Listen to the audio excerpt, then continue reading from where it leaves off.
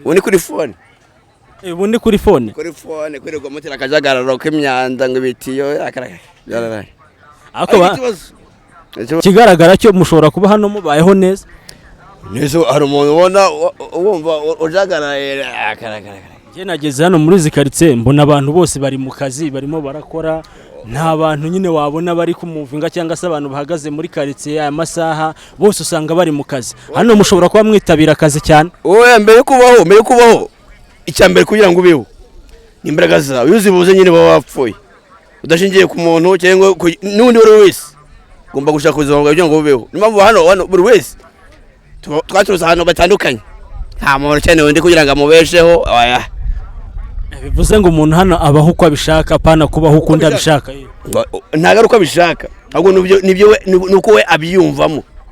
ugomba ubundi nicyo kintu njya mbwira abanyarwanda ngo ujye ubaho uko ubishaka apana kugira ngo undi muntu apana kubaho uko undi abishaka ntabwo bishoboka rero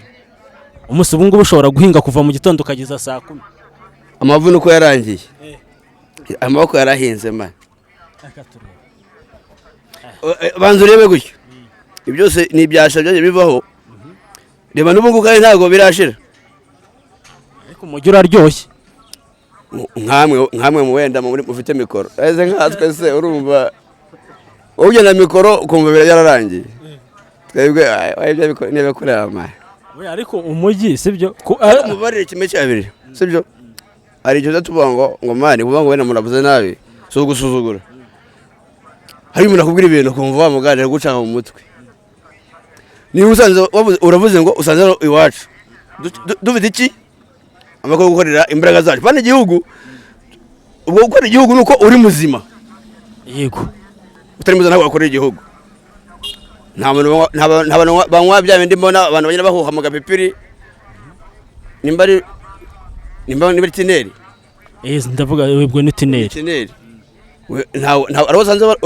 uretse n'ubwo mu musanze hano nta n'ugeze unabaho hano iwacu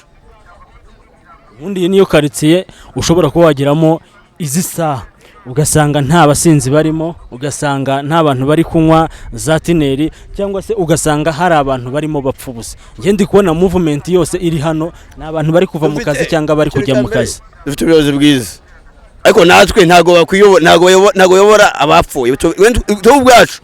turi mu vinga kugira ngo tubafashe nabo ubwabo twifashe kuko abayobozi batunga twebwe korona yararangiye man korona yararangiye nibike batazi nize mbifataho kandi yabaye ndiho ngewe urumva nta wambwira ngewe ibyo ngibyo hari ijambo kera bajyaga batubwira ababyeyi bakatubwira ngo nyine wamusuzuguye akavuga ngo nturenga ukuntu nsuzuguye ngo bureka sha ngo nukuru uzabona we iryo jambo uyu munsi wigeze uribyirwa ibyo ntago ibyo ngibyo byo ni nko gufata ibuye ugatera mu mazi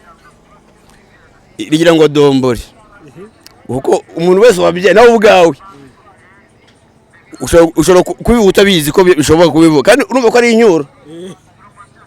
kubera icyo wumva ko we uwo mubyeyi yabikoze wumva ko ari ikibazo afite kandi akorera agiye guhinyira amafaranga nzi ko kera iwacu mu karere ka Nyaruguru bahingira amafaranga 100 kwiza nimugoroba nkibaza ibyo se nibyo basaka ngewe ahubwo ngiye naza nkarira ngo mwangaburiye gusa yego simbaza ko bahingiye 100 ubu rero nkabo uri kusubiza inyuma mu buzima bwanjye umba ndi kugusubiza inyuma bivuze ngo ibyo mvuze nawe warabibonye se ahubwo umeze nk'umuntu wizunguza gutya umusa ni iki kintu wicuza mu buzima bwawe ni iki kintu wicuza mu buzima bwawe ubuzima bwere ukuri kwa mbere kubaho